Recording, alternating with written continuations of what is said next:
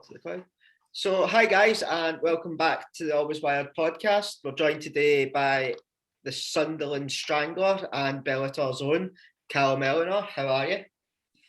Former Bellator. I'm not with Bellator anymore, mate. Oh, right. No, I'm good though. How are you? I'm good. I like the nickname, the Sunderland Strangler. Sometimes you don't know if you're talking to an MMA fighter or someone for an ITV1 documentary, but it's good. But mate, funnily enough, back in the day, there was a murderer from Sunderland actually called the Sunderland Strangler, and that's pretty much how it come about. You know what I mean? I think he used to strangle kids and whatever. You know, so it kind of came from that. Oh, so is that why you go by Cal Pacino a lot of the time? So you're associated with him.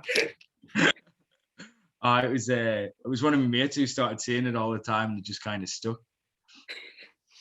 So, Callum, why don't you just tell the viewers a wee bit about yourself, just in case at home they don't really know who you are? I'm a mixed martial artist from Sunderland. Fought in some different organisations around the world. I fought in ACB, I fought on AFC in South Africa, and I fought on my last couple on Bellator. And pretty much that's it, really. Just a chill guy, bit of a lunatic, really, to be honest. But I sound. I was going to say, you missed it, the most prestigious one of them all. You fought in On Top as well. Oh, aye, for sure, man. On Top, I loved that. That's one of the best fights ever. It was sick. I loved it. I always remember the cage was super bouncy. I got in, the cage was like super springy. So it was like when I got in, I was like, fucking hell, this is crazy. I've not felt this before. You know what I mean? It was for anyone who's ever fought on that cage, you'll pretty much, I don't know if they might be more familiar with it, but I wasn't. I'm used to normally like kind of a firm kind of canvasy thing, and that was like super springy. It made us nervous. It was weird because it was so alien. Whereas when I got in, I was like, this is new. You know what I mean? It was cool. Was that fight in the one in Linwood? Sorry, the Onyx. Yeah, the Onyx. Yeah, that was it. That was where it was. It was pretty sick. Like I really enjoyed it. That's a really good place actually for the MMA fights, because it fits a lot of people as well, and there's been some world class fighters fighting in it, like obviously yourself at Bellator, Chris Bungard, Bellator, Ross Houston, Stevie Ray. It's been home to some pretty prestigious fighters. It's good to have it kind of on your doorstep. It's sick, man. It was a good show. I mean, obviously before I'd even fought on it, I knew of it, you know what I mean? I remember Ryan Skull fought on it back in the day, and I think he fought Scott. Was it Scott Ward he fought on that one? Or I'm sure Ryan fought on it, but it wasn't at the Onyx. I think it was someone else. I'm sure he fought Scott Ward or someone like that from, I think it was Dinky Ninja's guy, one of them. Yeah. Big muscly fella. I'm sure that was the case. So I already knew what the show was, you know what I mean? So the fight on it myself was pretty cool. Yeah. So you're actually starting your own podcast, aren't you? Do you want to tell us a wee bit about that? Yeah, mate, it's fucking, to be honest, mate, it's I filmed the first episode Friday, but what was meant to just be like a cool little short episode ended up being, we were there all night, so there's so much editing needs doing in it because there was so much got done. So I'm just busy sorting all that out now, as well as trying to obviously be a dad to 2 kids as well. So I'm super busy at the minute, but it's pretty cool. I've had some kind of cool people messaging us wanting to do stuff for us, so it's exciting. Is it like, because it's a lifestyle podcast, you said, wasn't it? I just basically I think that was the best terminology I could think of to try and word what I meant. I just meant like just an everyday kind of thing, you know. It's just about regular crack, just getting some different people on, for people who I know, some people who I don't, and just getting to know people and having a bit crack on, really. So I thought lifestyle podcast was the best way I could kind of organise what I meant, you know what I mean? No, I think that's a great way to kind of word it as well, because it's sort of lifestyle. It's like everything under the one kind of banner, so that's pretty cool. So is that on like YouTube and Spotify? Yeah, as I say, it's going to be on YouTube. I'm just going to upload it on YouTube first, and then I'll suss out how I'm going to go about Spotify and stuff like that after. But for the most part, I'll put it on my YouTube channel first. Yeah. So, Callum, you made your Bellator debut. Was it 2012? No, that was your pro debut. Sorry, v Nathan Thompson. I was going to say, I was say I'm older than what I feel. Because I've got my notes there, and I was sure I was going on to Bellator, and then I was like, no, it's his pro because it's 20. So that was against Nathan Thompson. How much change have you seen in the sport since 2012 compared to now? Oh, fucking hell. That's a good question, mate. It's a massive difference, man. I mean, back then we were fucking fighting for pennies, like literally buttons, and just no one was really getting big opportunities to kind of go anywhere to fight anywhere. So it was to come from that and then to see where it is now and see how especially with social media, the things are so much different on that front now. You can market yourself so much better. I mean, I kind of wish we had the opportunities then what we've got now, because you would have probably had a lot more people stayed in the sport and a lot more people had a better chance to elevate the careers and stuff. So it's just evolution, I suppose, but it's getting really good. Some people can make real careers for themselves now who probably back in the day might not have had a opportunity the way they have these days, because a lot more of it comes to these days. It's not so much about who's the best fighter these days. It's a lot about marketing and stuff like that as well, so it's kind of it's interesting to see it's taking that turn, but it's there's so many more eyes on it now and so much more opportunity for people, so it is better, you know what I mean? It's good to see how much it's changed in such a small amount of time. Because what would you attribute that to? Because back then it would like mixed martial arts was predominantly, everyone called it like cage fighting, whereas now it's appreciated for like a kind of art form that is. What do you think's caused that kind of switch in culture? Honestly, I don't know. Maybe just evolution, just growth of the sport. More people understanding the sport, and then more people looking into its past and stuff like that. Maybe that's contributing to the factors of it. I don't know. I guess it's a good question, really. I suppose it probably is just more people kind of trying to get educated on the sport and maybe looking back into its its root, and maybe that's why it's gone that way. Yeah, because it could. I think as well, it might also tie back to what you were talking about there about fighters, how fighters market themselves now.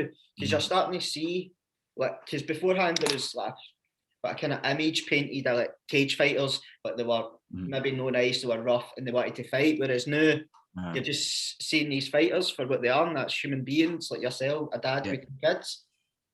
Yeah, I suppose maybe as well, like jiu-jitsu probably playing a big factor in that as well. I mean, like a lot of you see the jiu-jitsu kind of guys, and they're all like really super nerdy kids, and just saying that it's just the sport's just full. It's not so much like boxing where everything's ego and it's all testosterone and it's about who's the hardest, and like it's a lot more kind of, I don't know, cultured, I guess. It's like more like people say people more so people are understanding now that it's not so much about being a brute and just being a big old strong roidhead or whatever. It's about actually being technical and fighting smart, and more people are getting educated and understanding that. So maybe that's a big factor in it as well. Like, as I say about jiu-jitsu, most jiu-jitsu players you see, for the most part, except like off the massive roided up Brazilians and stuff, like for the most part they're all just skinny nerdy kids, who just love to train jiu-jitsu, and I feel like that's kind of like a lifestyle, and maybe that's influencing the sport a bit these days, and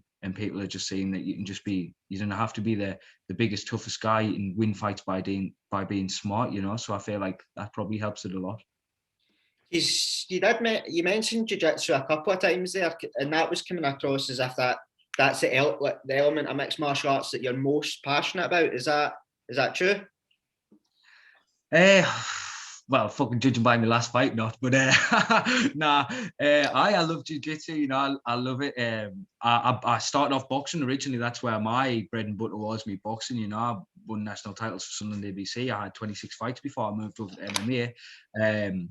But as I say, it was more so I came from a striking background, and then coming to MMA where I knew relatively nothing in the form of grappling and stuff like that. Well, I didn't know anything at all. I'd never wrestled, I never done jiu-jitsu. So starting that, I really found a passion for it because I was so bad at it. And then that's what made us fall in love with the sport so much, because I wanted to be good at it, so I would dedicate so much time, and all my early fights were catered around me not getting taken down. If I was taken down, anti-grappling, getting back to my feet. And then I did that much fighting that style that I just kind of molded myself into being a kind of sprawling brawl kind of guy. Like most of me wins are by submission, you know what I mean? Yeah. So then I just fell in love with it, and that's the way I've been ever since. I love all aspects of the sport, and I love watching it and studying it. But there's just something about jiu-jitsu that I just love. Even like win or lose. You know what I mean? I'm not bothered. It's all learning, and I love the idea of testing myself against good jiu-jitsu players as well. You know, so I mean, aside from everything else, like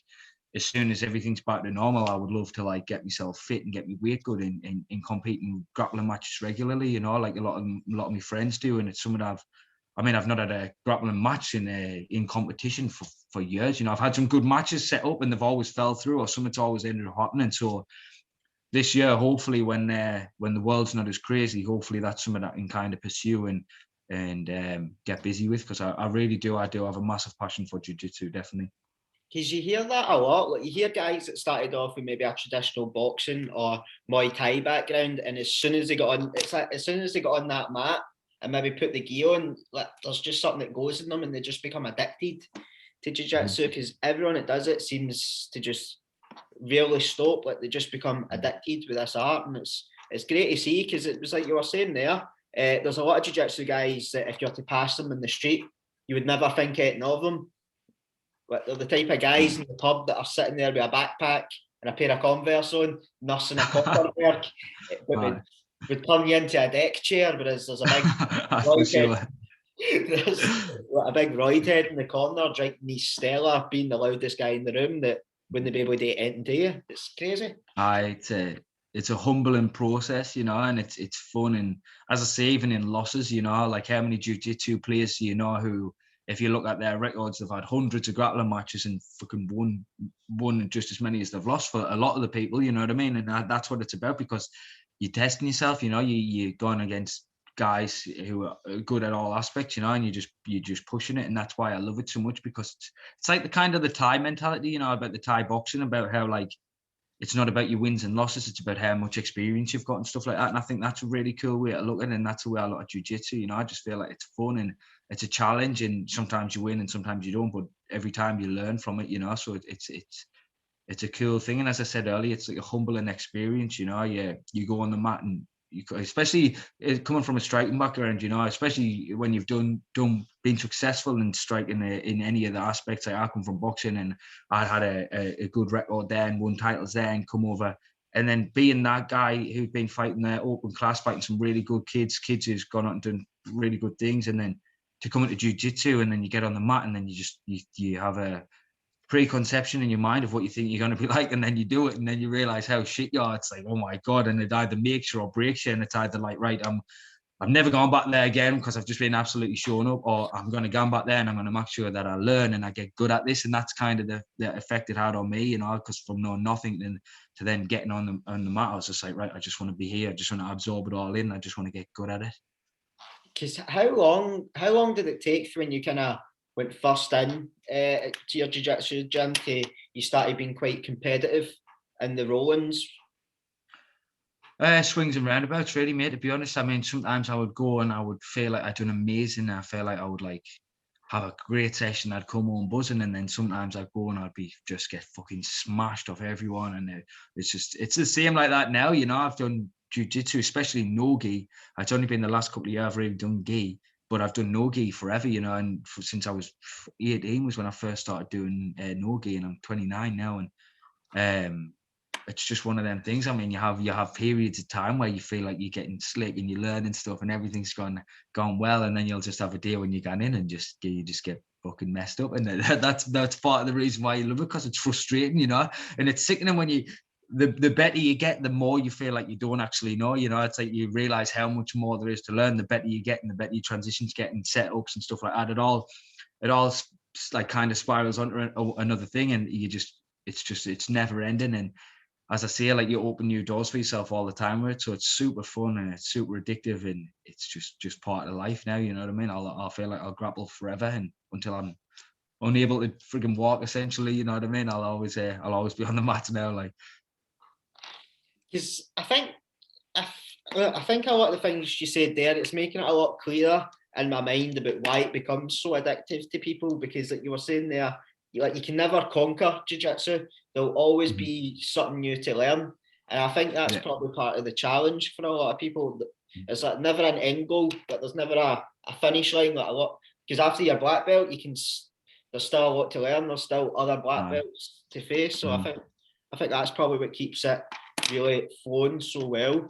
But it was funny because just when you mentioned the boxing background, there was a kind of semi-big boxing story that broke the day. Jake Paul seems to want to fight Tommy Fury. What's your opinion on that? Yeah, I've seen it. I think it's an interesting one for sure. I mean, it's probably a sensible business move as well for Tommy Fury. I mean, like if you look at the people he's fought so far, is he 5-0 now or something? And the guys he's fought have got like a combined record of like 5 and 128 or something like that. It's crazy. Like even the guy he just fought at the weekend was like 0-9. So it's obviously Jake Paul's he's got little and no boxing experience. I mean, he'll be hard work because he'll be jittery and panicky, and he clearly looks like he hits quite hard as well. He's a big athletic dude, you know what I mean? But it's like it's a sensible fight, like in terms of like chance to win it, because I feel like Fury can box his head off, and it's an interesting one, obviously, because it'll do good numbers, and it'll be good to see how Fury deals with a lot of pressure, because that's another thing that people don't understand. Obviously, looking at both the way they fight, you see, oh well, Jake Paul kind of boxed a toffee, you know what I mean? And then you've got this guy who comes from boxing family predominantly. But then you've got to think about the pressure. Like there's a massive amount of pressure that comes with the fighting the likes of Jake Paul, you know what I mean? And sometimes not having that much experience and that much knowledge can actually be super beneficial for you, because you're going in there and it's not like you're breaking things down and seeing how people move and dissecting it like a professional would. You're just gone in there and he's just going to matter hard work because of how little he knows. So I feel like it's an interesting one for sure, and it'll be fun. I would watch it. You know, I mean, I wouldn't stay up late to watch it. It's not one that I would pay to watch. But if I would get some dodgy stream or something like that, if it was there the next day or something, I would watch it. I would watch highlights or something. But it is interesting, you know what I mean. And a lot of people are against these kind of like these fights and that. But at the same time, I can see why people don't like them. I can see the arguments for both sides. But at the end of the day, it's still bringing attention to sports that need them. You know, if you put more eyes on the fighters, then at the end of the day, the fighters win in the long term. You know, it's more attention, it grows the sport, and then more kids coming up, get more opportunities, get more chance to make money from it. So at the same time as everyone like twists on about it, making a joke of the sport and stuff like that, it's the times, you know what I mean? Everything's social media, internet, every that's the way it is these days. So it's like, you can be bitter about other people not getting their opportunities, and these YouTubers who've never trained, and you've got some guy who's freaking trained his whole life in the gym who's not getting the same opportunity. Yeah, that's true, but at the same time, this YouTube is bringing so much more eyes to the sport than he is. So what's just there, you know, who can argue the point there? So it's kind of like, you just got to look at the outside and factors really, and just think like, obviously he's bringing attention to it, and it's going to be more beneficial in the long run for other fighters. So I appreciate it, and I look forward to seeing some of them. You know what I mean? Especially like the Ben Askren and is it Logan Paul he's fighting, or is he fighting Jake? I can't remember which one. He's fighting Jake as well, which I'd rather Askren didn't take that fight, because he's not a great boxer. It's another one, you know, because it just depends on how long it's going to be over, the time wise, and how many rounds it's going to be and stuff like that. Because at the same time as Askren kind of box for shit, what you've got to think is he's a world-class athlete. The standard of wrestling he's had, you know, he's clearly a hard worker, and he's gritty as hell and super determined. He can take a shot, he can take a hell of a beating, as we've seen little Robbie Lawler's fight. You know, he can take a hell of a beating and still be in it. So I feel like he'll be hard to put away in that sense. And he'll be fit as hell. You know, he's going to come in and he's not going to like give up. So if it's over a long period of time, hopefully Ben can just stay in his face and get him tired, because it's someone who's got little to none skill in that sense, boxing wise. It's actually hard work to fight them guys, and obviously Jake Paul's the same, but it's actually quite hard to stop like stupid shots, because they come from angles you're not used to seeing. They're not coming from your crisp shots. They set out with nice angles and sensible movement and traps and stuff like that. It's coming from the hip and stuff like that, you know, stupid shots that you're not expecting, and they're the ones that catch you. And if there's someone constantly in your face like that, it's actually hard to fight against them, and it actually gets you tired. So if Ben can get him tired, then I suppose he could put him away later on. You know what I mean? That's what I'm hoping for anyway. I'm hoping for a kind of bit. I was hoping for a Ben Askren win, because I don't know what it is about Jake Paul. He grinds on me. He's just not a likable dude. But I suppose as well that's part of what makes him so appealing, because people pay to watch him win. People pay to watch him lose. Same as Floyd Mayweather, except the skill level is so far different. Obviously, in my opinion, he's the most technically best defensive boxer in that sense anyway of all time, and arguably the greatest of all time. But a lot of the reason why he's as big as he is aside from skill set, obviously, is a lot of people always tune in to watch him lose as well, you know, and it's just either way, you know what I mean? They're still putting eyes on it, so it's definitely interesting. I'll definitely be watching the Ben Askren one for sure, and fingers crossed he can get the job done. Like, I think Logan's supposed to be fighting Floyd, but I think that's been pushed back. Aye. I think say that's another one, you know, like it's like I understand why Floyd's doing it and stuff like that, but it's wild. Like, it is wild. That's the best phrase I would really use for it, to be honest. It's crazy, isn't it? It's a strange one for Floyd to take, because Logan's fucking massive. Like, see like the size difference as well. Like, just it'll be interesting to see them like facing up to each other. I know obviously the skill level is like from here to there, but Logan's like a big, really athletic dude. So you just worry, is he just gonna like throw one of his big meat cleavers and just clip him? Oh, it would be horrible if he did. I know, it would be horrible, wouldn't it? It will be, absolutely.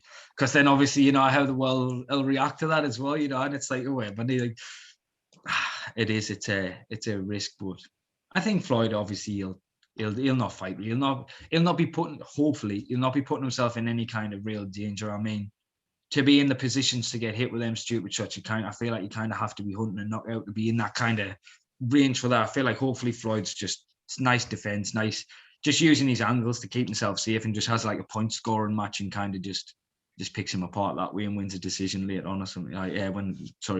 Wins a decision or puts him away later on or something. That would be cool. But I think he'll just make it like a kind of point scoring fencing match, essentially, you know, like just picking the simple shots and staying out the way of danger. I think that's the most sensible thing he could do anyway. I mean, if he guns in hunting the knockout, that's when people get caught themselves, so hopefully not. Because is that an exhibition match or is that like a sanctioned match? Because I can't remember what they said. I'm not sure. I mean, they'll probably put it down as an exhibition match. But look at that one, Tyson Jones. You know, they said about exhibition match there, but there's no doubt that 100% Tyson was trying to finish him there. I mean, he looked fantastic, and I feel like any of them shots could have finished him. You know, so I mean, we'll see. I'll have to have a look online and see if it is. But either way, I think it'll be interesting. Because that was the thing, like with the Tyson Roy Jones fight, everyone was saying that it kind of looked a bit like a gentleman's agreement, and they didn't look like they were trying to hurt each other. And I seen the body shots Tyson was throwing. He was wanting him down. Oh, for sure, he was definitely trying to put him away. I mean, in my opinion, I do think Tyson deserved to win. I thought he was the clear winner, but I thought obviously in them kind of fights like that, you know, that's kind of, it's always been the same. I mean, I've seen exhibition fights in person, and that's kind of always the way they were always dealt. You know, when there were skills bouts they were called, and they would do it with kids who weren't old enough to have a medical card yet, but it was been training for years, so they would say, oh, you can have a skills bout, and even though there was sometimes one side who was the clear victor, they would always just give it a draw, and I felt like that was kind of the same outlook that fight had, but I felt a bit sorry for Tyson, really, to be honest, because he was the clear winner, you know what I mean? I think they're trying to target Tyson with Shannon the Cannon Briggs. That's a risky one, isn't it? It depends over how many rounds, I suppose. What was Roy Jones? 6? Was that 6? I think so, yeah. Aye, well, say if it was over 6, I wouldn't be too bad, but when was Shannon last competing? Like, is he still competing now regular? I can't remember when he had his last fight, but it wasn't long ago. Yeah. You know what I mean? So he's obviously, and he's still being in the gym. I've seen training videos of him and stuff. So I feel like that's kind of, I don't know, might be a bit of a risky one. I seen another one they were saying about Tyson potentially fighting. I can't remember who it was. I seen another name in the mix as well. I'll have to have a look online and message her after. But I've definitely seen someone else's name in the hat as well. Because I remember when it was first rumoured Tyson was coming back, I think they were trying to sanction, like the guy for Bare Knuckle FC. I think he was trying to get the Shannon Briggs fight and Mike Tyson, but to be Bare Knuckle. Like, I kind of heard that, and I was like, no, don't do that to Shannon Briggs. I was like, no fighting Mike Tyson, Bare Knuckled. Fucking crazy. Just like a grenade going off in his face. Oh, it'd be horrible because even at 50 odd, he looks like he hits really hard. But it's Oh, for frightening. sure. It's his speed, isn't it? It's his speed. He's rapid, man. That's the thing about Tyson. He's super fast. Yeah, and it doesn't look like he's really lost a pace because I remember he was like training. I think he was like showing Francis Ngannou some stuff, and when he was throwing it, you're like, that is frightening. Like this man's deep in his 50s. He's a specimen. He's my favorite. Like he's definitely my favorite. He always has been. Like I've always been a massive fan of him. Like. Because I kind of wonder as well what the testing regulations are in about let's exhibition matches. Like, I wonder if they test for steroids or shit. No way. No, I definitely think he'll have been on the sauce for that one. Like, yeah, I definitely think he was. Yeah, I mean, he might not have been, but if they fucking, why not? You know what I mean? He's 50-year-old. Let him fucking do what he wants. As long as the other person's cool, then do it. You know what I mean? I suppose like. Fucking, it's one of them things, isn't it? You got to entertain and fight out of them, and both of them managed to walk away and ended up fucking took away on a stretcher. So why not? You know what I mean? And it was great for young fans because I'm only 23, so I was a bit too young to remember Mike Tyson in his prime. Whereas now I go to watch Mike Tyson box, and it was just a kind of bit of nostalgia, or kind of it was an experience just to see it. It was good. For sure. I mean, that's my take on it as well. I remember when it first got spoke about before it got pushed back and stuff like that, and I seen the amount of people who were against it, and I was absolutely buzzed. I was a bit worried because obviously it wasn't that long ago that Roy Jones was actually still fighting professionally, you know what I mean? So I was like kind of like, shit, like, is he going to be super fast? And obviously he ended up fighting like super defensively and kind of Philly shelled it on the ropes and stuff like that. So it ended up being a great fight, but I was buzzing to get to see them put it on the line and actually walk out. And as you say, nostalgia, it was awesome. Like, definitely. So you are 7-2 as a professional, and Bellator came in with an offer to fight. Was it Nathan Grayson? Like the cage warrior? Yeah, it was a 7-2 then. So I'm 7-2. That's 9, 10. That's right. I was 7-2. Yeah. Got offered the fight against Nathan Grayson when I was on the train coming back from London, and I obviously jumped at the chance straight away. I already knew who Nathan was. You know, I was I've always been one to really study fights and fighters and techniques and whatever. That's one thing I'll always do, and I always will, even when I'm not fighting anymore. I'll always just watch and learn. And obviously, especially being a UK guy, I watch a lot of the UK fighters, and obviously I already knew who Sam Creasy was. I watch a lot of his fights, you know, and he's a martial artist, so I've got a lot of respect for him, and I think he's a really high level fighter. And I watched his fight against Nathan. So I watched Nathan's fight when he fought Arnold Allen and stuff like that. So I already knew who he was. So when they offered us that fight, I knew it was a dangerous fight for sure. You know, he's a heavy-handed kid, and he's a nightmare. He's hard work. But as I see, a massive opportunity, especially he was Cage Warriors champion at the time as well. So it was a massive feather in the hat if I won, you know. So it was for me, it was a no-brainer. Obviously, a chance to actually, because I've been wanting hard fights for a long time. I've been asking for testing, not getting them, and just struggling. You know, when you're a kid coming up, and you know, like people didn't want to take a step down in competition in their eyes and say, oh well, I have to lose fighting this guy. You know, so it's a good to finally get. I mean, I thought I was fighting in South Africa, so I didn't, you know, like the likes of the Cage Warriors guys. You have one fight in Cage Warriors, you beat someone half decent, and you're fucking number one in the country. You know, whereas I don't think the rankings in that sense are right a lot of the time. You know, there's loads of good kids who are not even anywhere near the top of them rankings, and you're looking, it's just because some of them are in Cage Warriors, and it's like, how does that deem somebody better than someone else just because they're fighting another organisation? Whereas I was fighting in South Africa, so my stock in the UK wasn't on the same kind of like platform, you know what I mean? So I felt like it was a good opportunity for me to show, like, even if I hadn't won, you know, I thought if it was a good fight, then it would show where I was actually at, and it was a good chance to fight a good kid to show that was the fights I wanted. I want to be in the risky fights, I want to be having the hard fights, but I'm just not getting them, you know. So when I finally got that opportunity, I was like, fucking right, you know. I'd just come off a loss after fighting 5-5s in South Africa for their belt. So I was like, yeah, like, let's fucking do it, you know. Let's get it done. And then obviously had that one, yeah. And that was the first of the Bellator stint. Because that was on your doorstep as well. That was in Newcastle. It was amazing, man. I fucking sold hundreds of tickets. I would have had the stopped sending us tickets. They said that I wanted more, you know what I mean? And that was the start of it. So, I mean, I think that kind of what led on to us getting other opportunities that I did for the organisation, you know what I mean? And it was just a fucking fun night, you know.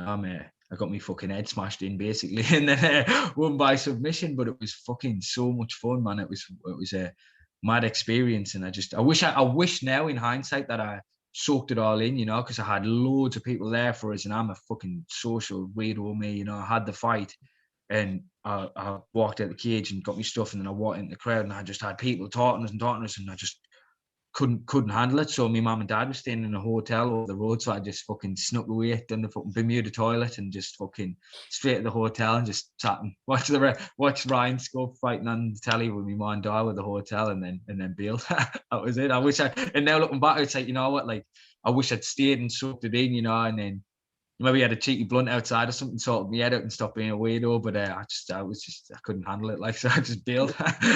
Bit gutting now. Like, obviously, wish I'd stayed a bit, but I had a dash. Like, I think it's one of the ones you would never know how you'd react until you're kind of there, and we're sitting with like the benefit of hindsight. But I'm sure you probably done what was best for you at the time. So that's what kind of matters. And because it had a lot of eyes on it, that card as well, because like Aaron Chalmers was fighting.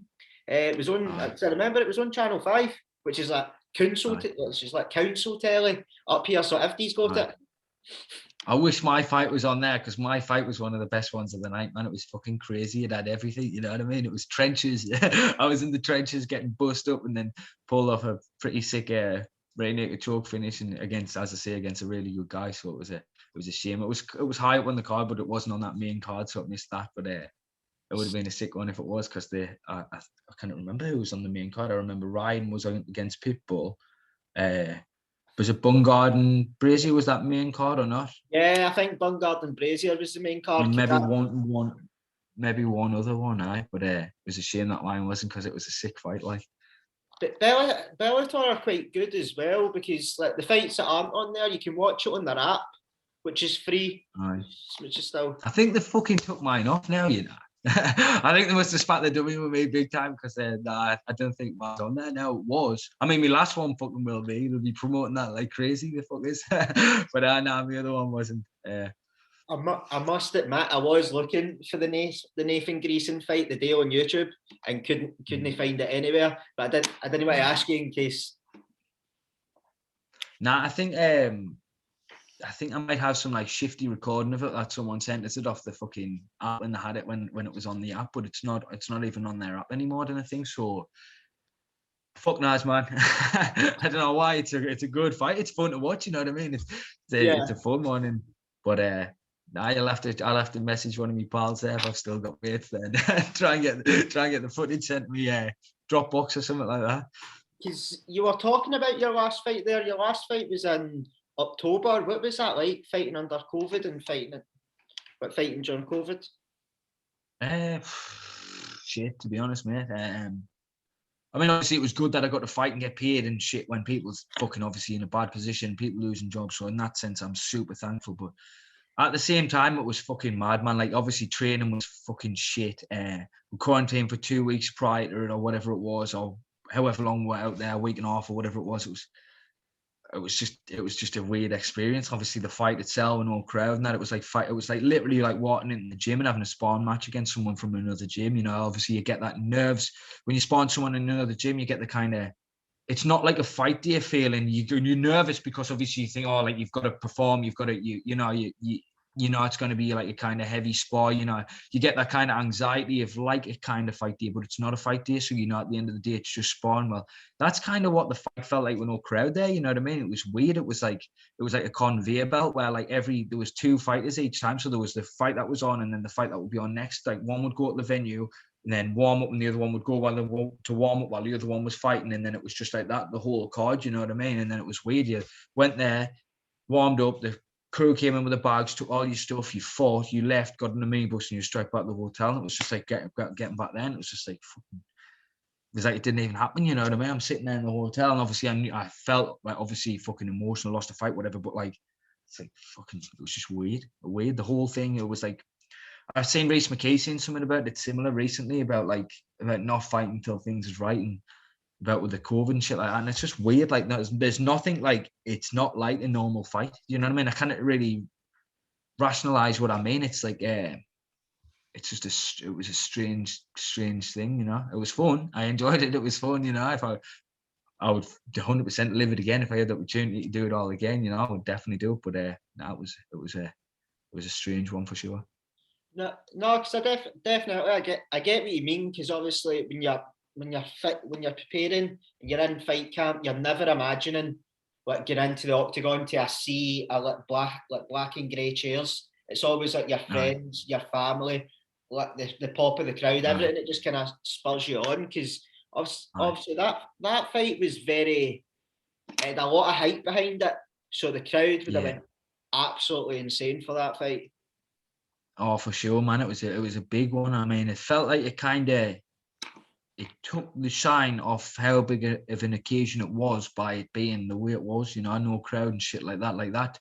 Imagine that had been in Dublin, even if I'd have lost, like as I did, you know, even if I'd lost like that, even experiencing that in Dublin with that whole fucking sold out crowd, man, that would have been like something you remember for the rest of your life, you know, walking out of that hostile environment. That's why I chased the fight so much. That's what I wanted to feel, you know. I wanted to see how I could, as a man, handle that pressure of walking in there with a whole fucking arena wanting us to lose. You know, I kind of got a taste for it when I was fighting in South Africa, you know, that was wild, but I feel like that would have been completely different, and that's what I wanted from it. And then obviously the fight being there with no crowd, and then it was fighting a good kid and fighting a big name and being live on telly, and that was cool. But at the end of the day, it just felt like it didn't feel like a big main event fight. You know, I was in the hotel room all night. I was in bed watching my coach fight on the card earlier on the card, and then I was lying there, and then I was like, "Oh, great, you've got to get in the lobby now. You're getting picked up." And I was like, "Sound, what the lobby?" Walked downstairs to the underground thing in the bus there. Never saw anyone. Phone wasn't on. Fought, and for all I felt, it could have just been behind closed doors with no one watching. Because obviously you know it's live on telly. The fucking camera's in your face, but you didn't. There's no crowd, so you don't feel that. You know what I mean? I didn't feel like I was on telly. I was walking out, and it was just like regular Sunday morning. You know, I was just fucking. Obviously, I felt like it was fight day. You feel, you know, you get in there, especially with being main event as well. The fights have already happened, so the floor's wet. There's blood everywhere. And you're walking in, and that's kind of like you get in the kids like, oh shit, I'm having a fight now, you know. But it wasn't like normal fight feeling. It wasn't fight nerves, you know, when you're like fucking tunnel vision and locked in, and it was just fun. It was like a fun spar. That's how I felt. Like obviously it wasn't. It was a fight, but it just felt like that, you know. It was strange. Yeah, I get what you mean, and it is a shame for fighters now, because like who knows how many opportunities people are going to get to main event. Like, do you know what I mean? It's a huge thing.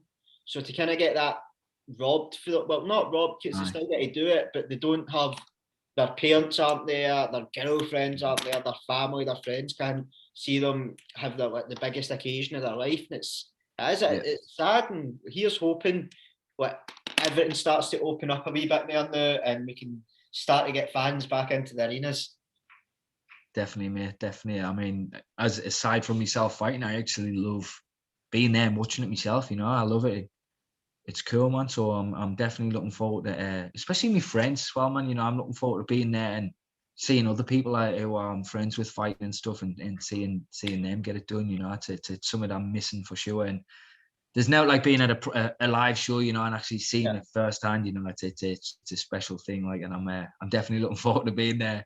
But then, obviously, being one to watch it, you know, it's a different feeling when you're fighting on the card. You know, you're there and you're enjoying it, but it's not like you're sitting there chilling with a fucking beer and enjoying yourself. You know, you're having a fight, so at the same time as you're watching it, it's like I'm fucking fighting soon. So you still have that weird, anxious tension in your body, essentially. You know what I mean? It's a weird feeling. You know, I would say to anyone who hasn't had a fight, I think anyone should, if they get the opportunity to ever do it or to try and do it, you should give it a crack, because it's a humbling and terrifying and emotionally just horrible thing, but it's amazing at the same time, and it's beautiful, and it's a special thing to do it, you know, and you learn about yourself, you know, especially even just sparring. You know, if you're a kid and you go to the gym and you spar, you get an ego death, and you realize like fucking hell, like like ineffective you actually are. You know, everyone has this conception in their mind about how good they'll actually will be, especially people who watch the sport. And then when you do it yourself and realize, like, fucking hell, it's not what I thought it would be. You know, you get in and it's fucking hard work and it's horrible and you're gassing and you're struggling to breathe and things hurt. It's a fun process. You know, it's a cool thing, and I'm glad I've got to do as much as I have. You know, I mean, I've had 41 fights in boxing and MMA now, and I'm not too stupid yet, you know. So it's a cool thing. I've definitely enjoyed my time doing it anyway.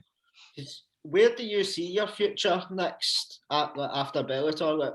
Well, as I say, I'm not with Bellator now anyway, so I mean, I'll see what happens, mate. You know, if KSW or someone like that were willing to give us a contract, KSW obviously Phil DeFries from our gym's heavyweight champion there. I've watched Scott Askham's fight, Norman Parks there and stuff. I've watched some fights there, and it looks like a really well-run organisation. If they were to offer us a fight there, I would fight there. But I would be a featherweight now, man. I'm too big for bantamweight, mate. I'm 6 foot. I kill myself every single time. The whole camp is shit. I fucking starve the whole time. I'm going to the gym miserable as fuck. I'm miserable in the house. It's not an enjoyable process. You know, I'm starving the whole time. I feel like shit. I get my head kicked in the gym all the time. It's just now in the right time. I'm 29 now, you know, and if I was to get an opportunity to fight out there, I'll fight a featherweight. And if KSW or One or Brave or someone like that was to offer us a decent contract, you know, like for what I believe in my own mind that I feel like I'm worth. Obviously, watching my last fight, I didn't really feel like that deems as any kind of like position to be able to negotiate anything. But I feel like I've got so much to offer. So I feel like if the money's right, I would definitely love to fight in one of them. But if not, I mean, I'm not stressing. I'm not putting unnecessary stress on myself now. You know, I'm not just going to jump on a fight because it's there. Either like, if they, you know, I'm not going to fight for pennies, mate. So it's like, we'll see, man. We'll see if this gets a good opportunity or someone who I've kind of liked for a while, like someone who I've thought a lot of for a long time, like a big name kind of got offered to us, then maybe I would snap that up too. But as I say, apart from that, I'm just going to train and enjoy myself, mate, and find the love for the sport again. You know, I'm going to look forward to, I mean, I'm lifting weights loads at the minute. I'm looking forward to getting back into my jiu-jitsu full time and getting some training back on the go and just going from there, man, as I say, and see what presents itself to us. I mean, I'm not going to be calling guys out. I'm not going to be chasing that. I mean, I'm at a point in my career now where if something good comes, I'll take it. And if not, I'm not putting the pressure on myself to force it. You know, I'm just going to let it happen, mate. I'm happy where I'm at, and I will fight again if it comes up, as I say, but I'm not stressing about it. You know, I've got other shit. I'm busy doing a lot of things at the minute. I mean, I'll always train, but we'll see. We'll see what presents itself, mate.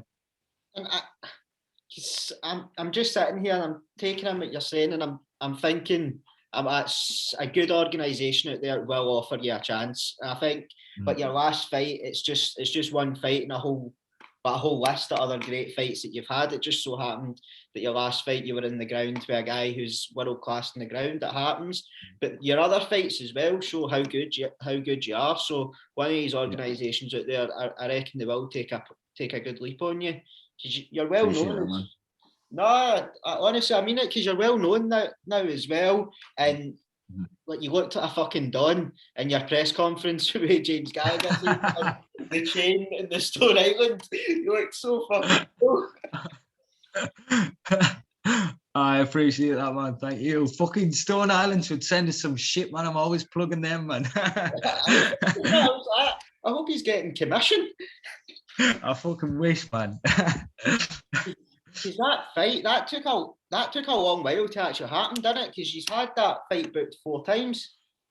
Fucking nightmare, mate, to be honest. But as I say, like, as shit as it was for how long it took, at the same time, I was kind of grateful for it, because it was a defense mechanism that I used. It was a coping thing that I used. You know, I had a lot of shit going on in my personal life, like the death of my mother and stuff like that. So them fights, although it was a nightmare every time they fell through, it was just set back up. So I constantly had like the focus attention on that, you know, the whole time. So when it eventually happened, it was like, you know, I actually said that to James after the fight, you know, in the cage. I was like, mate, whatever was fucking said before, like, I lost, you know, whatever. But thank you, you know, it was something like, this has helped me through a lot of shit, even in a loss. You know, I definitely thought I was going to win. I still believe I could win that fight. And it was just one of them things, you know, I lost a fight to a good kid, and it's a game of chess, and James was the better player on the night. And I really look forward to his next fight, and I hope he wins. You know, I would love to see him go on and do amazing things. I think he will. I would love to see him go on and get the belt one day. It was just, as I say, it was just a fun fight, and it was a good build-up, and I just used that to get over a lot of my own personal shit. So I was thankful for it being there that whole sense, you know. Yeah, and that's it, and it's good that you're having such a great attitude towards it as well. Like, you're just seeing it as a part of life, because a lot of times I think people get that one loss or get that loss and they get too bogged down over it, where it's a win or learn game. Like, either win the fight or you learn for the fight. There's no real loser, because Exactly.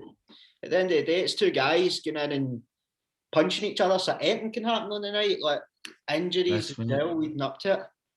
It's what I said to John Kavanagh outside, you know, when we were in the minibus going back to the hotel. He was asking us about the fight. He was sat behind us, and it was just like, you know what? I just said, monkeys fall out of trees, mate. You know what I mean? It's one of them things. It's like, it fucking happens, man. You get caught, man. Fucking hell, how many times has fights happened and something's happened that you would never expect, you know? It's one of them things, you know, you've gone in there, there's pressure, you're fucking throwing shots at each other, there's elbows, there's submissions. It's a fucking game of chess, and sometimes things happen, you know, and that's the best way to look at it. You fight a good guy. When you test yourself, mate, there's a lot of these chances like that won't go your way, you know. There's so many times but how are you ever going to get to a potential level that you want to be at if you're not taking risks and taking chances, you know? Like if you always fight the winnable fights, man, no one remembers that guy, you know. You want to be the guy who's saying, nah, fuck that, man, I want this fight. Like that's what I was saying about James the whole time. It's like, I want the fight, and I want it in Dublin, you know. Like I want the hard fights, I want the stylistic, because there's a lot of guys who'll say, oh, I've had hard fights, but it's like, you've had hard fights, but it's against this guy who's stylistically match made for you, you know what I mean? Like there's a lot of my fights where I've had me back taken, you know, and James is a world-class back taker. So it's like, I knew the risks going into that fight. I've fully believed that, as I said earlier, I fully believed I was going to win, but it was a game of chess. You know, if he gets on your back against anyone who's hard work, I defended for a long time, you know, I was getting my face crunched off for ages, you know, I defended for a long time. And it was just one of them things. It was a fun fight, and I learned from it, and it was a fun experience, and I'm glad I done it, and I'm glad I took the risks. And for anyone else who saying negative shit or whatever the center is, it's like, well, how many views have fucking done what I've done, you know? Like I've fought me an event on one of the biggest shows in the world, and I had fucking fun doing it in the meantime and got paid for it. So why anyone would mock us when it's like, if you were in the same position, if you had any arse about you, you'd be going out there and trying to pursue these things yourself. So it's all fun, man, and I love it. And that's why I love fighting, mate, because it's so fucking honest. You cannot lie when you're in there, you know. Everyone gets found out. You cannot lie to people, and you get the local hard men who give it the bigging about being big shots and that, but none of them sign on the line to actually have a proper fight. So I feel proud of myself in that aspect. You know, I've come through some shit and had some fucking speed bumps on the way, but I feel like I've always come out on top, and that's another opportunity where I took and I lost, but I still feel like I'll gain so much from it. Like what you were saying there about kind of negative comments, it just seems weird to me that guys out there that throw digs at professional fighters when they lose. It reeks of jealousy, because at a professional fighter, like an elite level fighter, that's essentially something 75% of guys want to be. They want to be like the toughest guy in the room, because we've seen it last week. Like someone FaceTimed Curtis Blades after he'd been knocked out, and like rightly or wrongly, the guy's image get released all over Facebook, like all over Twitter. And the guy looks like somebody who'd never been in a fight in his life. He was about 400 pounds, but that, and he's having he's like phoning up and laughing at Curtis Blades, like one of the toughest guys in the world. You're like, what? Aye. You know what though? That would be amazing if there was some justice in the world. That Curtis Blades would bump into that guy and just absolutely fucking flatline kill him. It would be fucking amazing, like. But it would nenever happen. But it would be amazing. You know what I mean? It would be sick. But mate, that's one of them things. People only saying negative shit to people who's actually trying to do well. You know, if someone's not being successful or out there trying to be successful, then you know they're not going to get shit. And people only do that because they're jealous of the opportunities people is getting, all the things that they're doing, you know, because a lot of the time people see negative shit like that because they'd love to be in the position to have the arse to actually try and do it, you know. Like fucking Curtis Blades, man, look at that, man. He's just fought fucking one of the fucking, well, he's got the most knockouts in UFC history now, not even just in heavyweight, it's overall in general, and I'm sure that's the stats now. And it's like, fucking hell, man, you know, you've fucking gone in there against a killer, and Curtis Blades is a world-class athlete, you know, so it's like, it's just obviously just jealousy, mate, and just bitter because someone's getting after it and being successful, doing something they love, you know. So just sour, mate, really, aren't they? Oh, absolutely. Because see, now you're jumping up to 145 pounds. Do you think we're going to see the best version of Callum Ellenor that we've seen? Without that, for sure, man. I feel like it's something I should have done a long time ago. I mean, the night before I fought Nathan Grayson, I did over 7 kilos in the bath. You know, that was the night before the weigh-in. You know, I woke up Thursday morning 68.9 kilo, and I was 61.2 the next day. I fucking killed myself, you know, and that's the thing that people tend to say, stuff like that, you know. I mean, I've had a long, hard road of getting back to, I mean, I'm 84, 85 kilos now, you know, and I was like 80 kilo just under when the rang is for the James fight, you know, and I wasn't even in the gym essentially there. I was grappling, but I wasn't doing anything else at the time. And it's like, I just feel like I'm just giving myself a better chance in longevity as well. You know, if I do end up getting a good deal somewhere and fighting somewhere else, I feel like 145 will give us the chance to have a longer career. You know, it's not depleting my brain of water and killing me muscles and running myself into the ground and having a shit camp. It means I can go into the gym with a belly full of food and train my arse off and have loads of energy and feel good, you know, and you have a better camp and everything's better overall. You take shots better, you know, everything's better, man. And I just feel like it's a sensible move. The only reason I didn't do it sooner, I mean, I fought Aidan Stephen on top at featherweight, you know, and I ended up getting a catchweight fight on ACB. And then from that led us to getting a deal with EFC in South Africa, but they wanted us to fight at bantamweight. So I did it, fought the whole time at bantamweight there. And then Bellator wanted to sign us as a bantamweight. So I went there, and it was like, that's a long period of time, essentially, like time frame wise. So I never really had an escape from it. And then now it's not being with Bellator, it's like, I've got no reason to ever go back there. I mean, if there was a right fight, then I get it wrong. If they said, like, fucking hell, here's a fucking chunk of money, you can fight Uriah Faber on this fucking mad show, I'd be like, fucking, I'll date, you know. But no, aside from that, man, I'm done with that weight division, and I'm sick of feeling the way I do in there. I mean, when I fucking fought for that world title, man, I was fucking exhausted, you know, even before the fight, and I just got smashed, and it was just shit. And that should have been the learning curve then, really. But then I got a nutritionist on board who did me rehydration and stuff like that, and then it was just gone from there. But featherweight's definitely the sensible choice, mate, for sure. I'm 6 foot and I'm fucking 85 kilo now, and I'm, you know what I mean? It's like, I'm heavier now than most fucking featherweights are. You know what I mean? So it's like, fucking, it's a sensible choice for sure. And it's the lasting impact something like that can have in your body as well. It can't be good. So I think you're making the right choice for you to go up to featherweight and just give your body a wee bit more breathing. Because is it not, as well as you get older, it gets harder to lose the weight? Like, yeah. So like when you were first fighting, it's been quite easy. Then as you get older, and like metabolism starts to slow down, it just gets more difficult. But you're seeing more and more kind of fighters like jump up in weight and just have like the best runs of their career. Because you're seeing Justin Poirier from featherweight and getting chained, and his shot absorption and everything like that is just, his energy levels, everything is just so much better, man. He's taking, like, look, he was getting fucking chained all the time at featherweight. You know, Conor done him. I think Korean Zombie knocked him and then subbed him. I'm sure someone else fucking flatlined him, and look at him now. I mean, look at that fight with Gaethje, man. How much did he endure there and still get through that? I mean, it's different. It's different now, you know. Back in the day, I think it was primarily like a wrestling thing, you know, like wrestlers were being cutting weight the whole life, would come in and then they'd get in the cage with somebody and they'd be 3 times the size of them. And then I think like kind of that's why a lot of it was like, shit, we need to do big weight cuts. But now it's like, I mean, look at Frankie Edgar. I mean, I know he's fighting there bantamweight now, but look at most of his career was at 155, you know, and he was a guy who's not even fucking that realistically anyway, you know what I mean? It's like, I feel like more people are wising up to it now, you know, and thinking about longevity and thinking about their bodies and just their mind in general, man. I mean, like, it's taking years off your life cutting all that water, and I've done it so many times now. It's like, I want to be sensible now, you know. I'm sick of fucking feeling like shit and killing myself and feeling like shit in the fight as well. Because I think that's where ONE FC are kind of running out ahead. Because like the way they do it, like their weight cutting, like their weigh-ins, I just think that's the best way. Like you need to weigh with the hydration test and stuff. Yeah, definitely. 100%. I just think that's the fairest, and it's it might reduce KOs, which improves fighters or decreases their chances of CTE and improves their lifestyle as well. So it could be good all round. I'd like to see some of the other. Definitely. It's definitely you'll in turn what you'll get from that is you'll get better fights. You'll get better, more competitive fights for sure. Yeah, everyone's going to have more energy.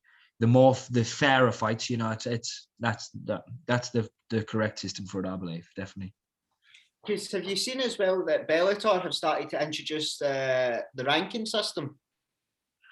Yeah, it's sick. It's good. I think it's something they should have done a long time ago. I don't even know why it was never a relevant thing. It's like everyone wants to know where positions are, because then if it's done properly, then that's where fights can be made from that, you know. So it's something that should have happened a long time ago. Yeah, because it's like loads of organisations for MMA, like the MMA media. I think that they're getting to do it now. Yeah, it's good. It's good.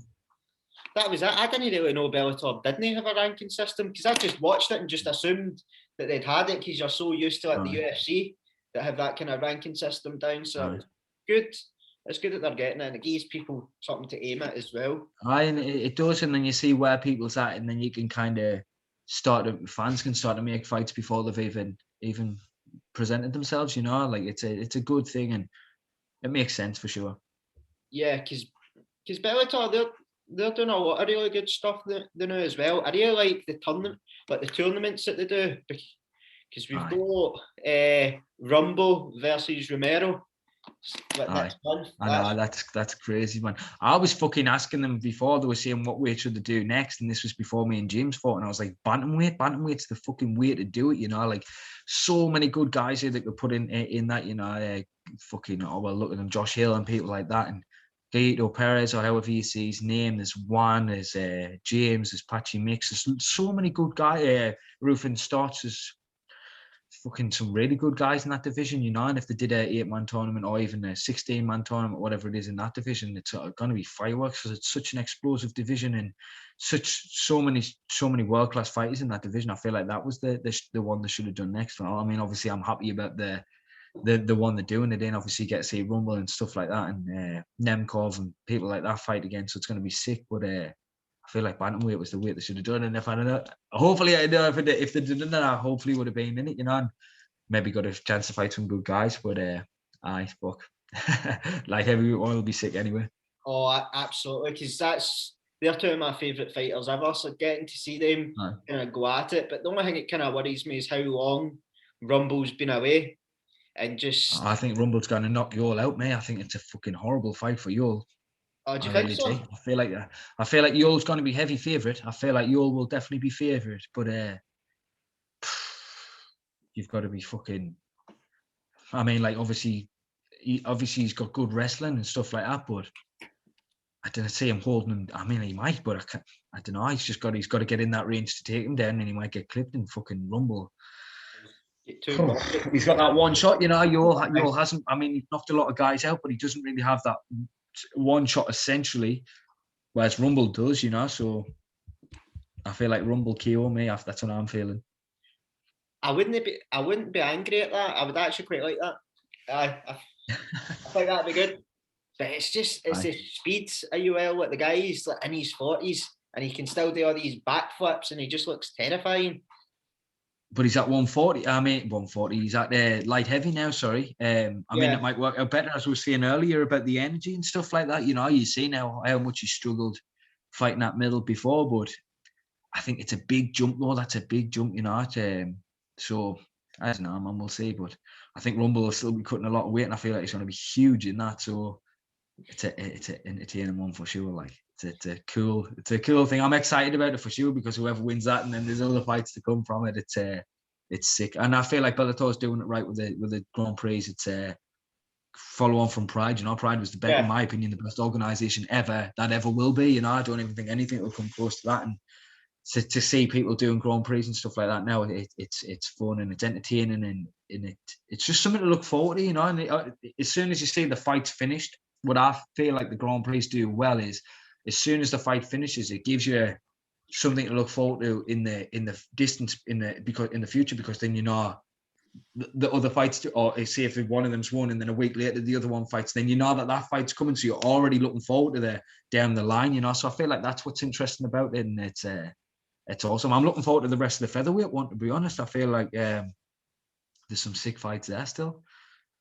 Because I think like the tournaments, they help erode any skull fuckery. So it's like guys that just come out of nowhere and overlap everyone for a title shot. Yeah. I think that helps eradicate that, because you need to earn it, which will be pretty cool. Skull fuckery is the best terminology ever, to be honest. That's exactly what it is. That's a fucking, in a nutshell, definitely. No, you're right. You definitely are right. And it gives the structure to say like who actually has earned it and deserves to be fighting for it, you know. So it's definitely a good word for it. Because the featherweight, it's Pitbull that's the champion there, isn't it? Yeah, I don't see anyone touching him. He's just a wee. He's just. I think what's the match next? Pitbull's fighting. Is it Matador Sanchez and AJ McKee? Who's AJ McKee got next? Oh, I'm not sure. I might need to check this. I think AJ McKee's in the final, is he? I'm sure AJ McKee's waiting for the winner of Matador Sanchez and Pitbull, and I feel like either of them are going to be awesome fights. I like both of them, and I feel like stylistically wise for AJ, I feel like Pitbull will be the more competitive fight for him than Matador Sanchez. But I am a massive fan of Emmanuel Sanchez anyway. Though I feel like in other fights, obviously styles make fights. I just feel like for AJ McKee's skill set, I feel like Pitbull will be the tougher fight for him. So, but obviously he's got to get past Sanchez first to be able to get that. So, who knows? It's super fun and it's definitely entertaining. Because I thought Pedro Carvalho, I thought he would have gave Pitbull a really good fight, but Pitbull just showed he just showed why he's the champion and just kind of ran through him. You're right, it is AJ McKee is in the final. He beat Darian Caldwell there with a sub. Aye. I don't know why more organisations don't introduce the kind of Grand Prix style, because like with everything that's happening with Khabib over at the UFC and what Michael Chandler coming over, Alex Oliveira, Ferguson, Gaethje, McGregor, they could have had like an amazing tournament that they brought a lot of eyes, but Dana White seemed to just go, nah. Aye, and it's a shame, isn't it? I mean, I feel like he's kind of like set in his ways, and he probably thinks like he doesn't want to look like he's doing things the way other organisations are, you know, to set himself aside from that whole thing. You know, Pride used to date other organisations, and I feel like he's probably that. But realistically, like that's what people want to see. You know, people want to see it. But that was how the UFC started.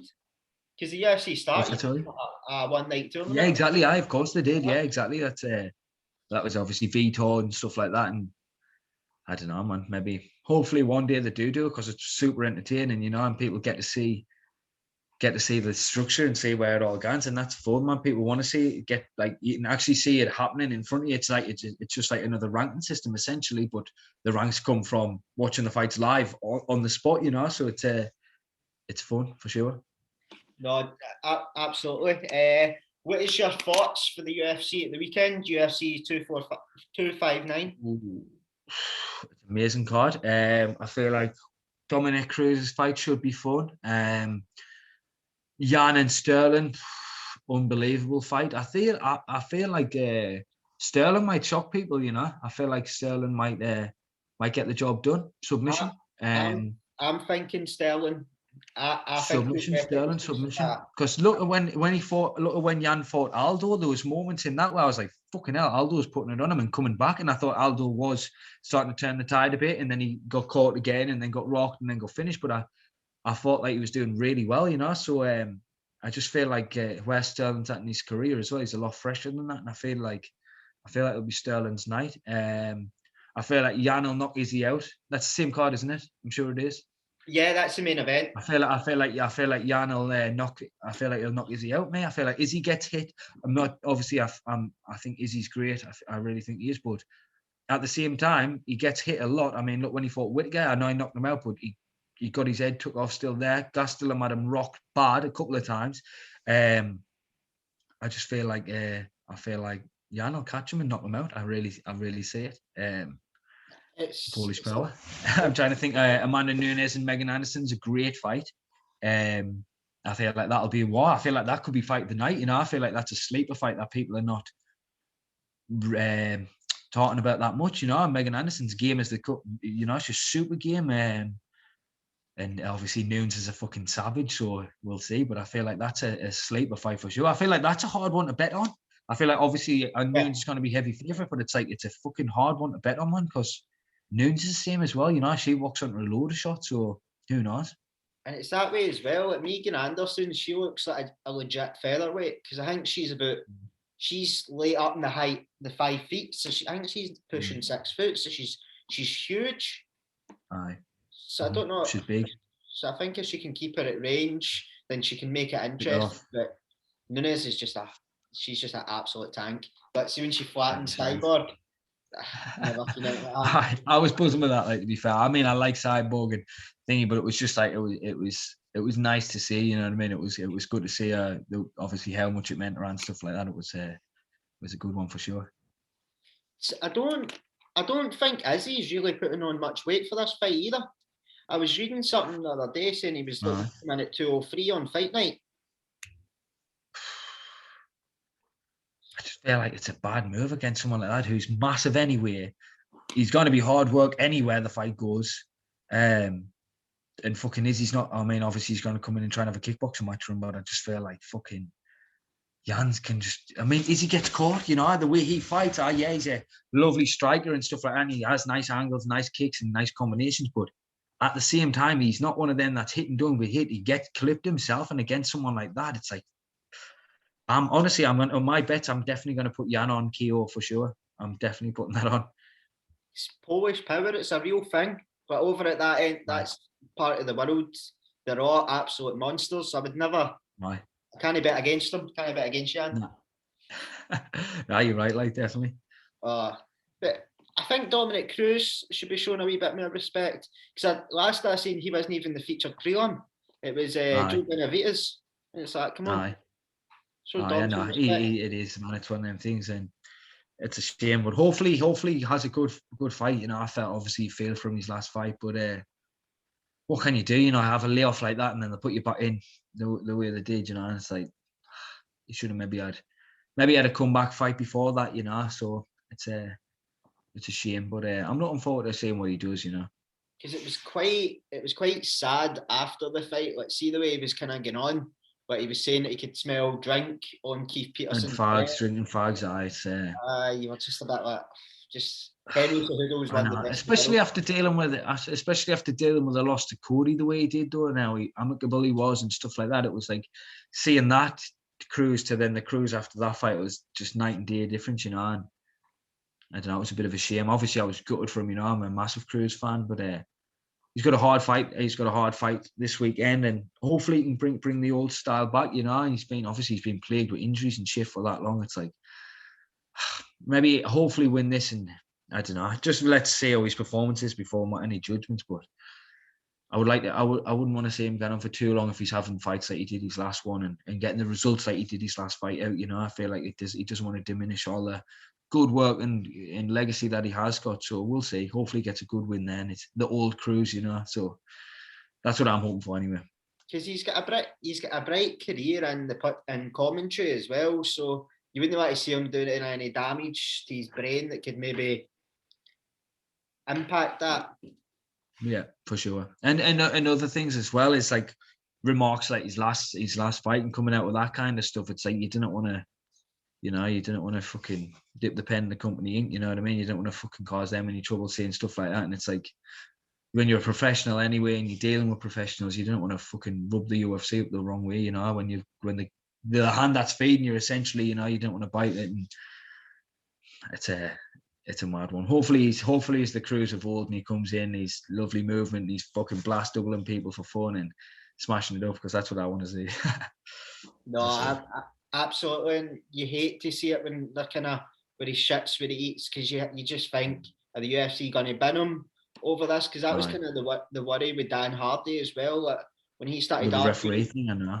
Yeah, when he started arguing with Herb Dean, I get why he was doing it, because it was one of his pals. But you could see that. Jai Herbert, wasn't it? If I'm not mistaken, I'm sure it was Jai. Yeah. He fought Gleason. Was it Gleason Tibel he fought? Or it was someone along them lines, and he got rocked bad in the fight. He was gone, and it was bad. It should have been. That was Herb loves to see a bit of death, didn't he? Like that's the thing. Like he's either on point or he's badly off. He's one of them. Yeah. It's fucking. I mean, he's done a few questionable ones lately. What was the woman fight when he did it the other week? I'm sure that was Herb in that one when he fucking. Was it Herb when he stepped in and then the fight was fucking stopped? But then he was like, I haven't stepped in. And then she was fucking budgies flying around her head and then she got fucking knocked out again. It's like, oh, wait, man. Like stuff like that. It's like, I'm sure that was Herb as well. It was just so many instances like that. It's like, I know it's human error. You're in the fight and you're like me. I couldn't think of anything more nerve-wracking than being a ref. I'd rather be the one in the fight than be the one reffing it. There's so much fucking pressure. But as I say, it's fucking. You didn't shit where you eat, so I was a bit worried about that as well. But hopefully he doesn't do it again this time, and he actually comes out, win or lose. Hopefully, the Cruz have old his back to his normal self after the fight. So thanks very much, Cal. We're going to end it there if that's all right with you. It's been I appreciate your time. No, thanks very much. We appreciate you coming on. It's been really good. Do you have any social medias that you want to shout out? Just Cal Pacino MMA and Chinspin Chat. That's my podcast channel, and that'll be coming soon, mate. And as I say, if you ever up here, be fair more than welcome to come in, sit and have a beer or a spliff for us. You know what I mean? We'll have a good chin mag on there if you ever fancy it, mate. Just let us know. I will do. If I'm ever down that way, I'll give you a shout and I'll come in and see you. Absolutely, mate. There's a seat there for you, and there'll be plenty of smoke for you there as well.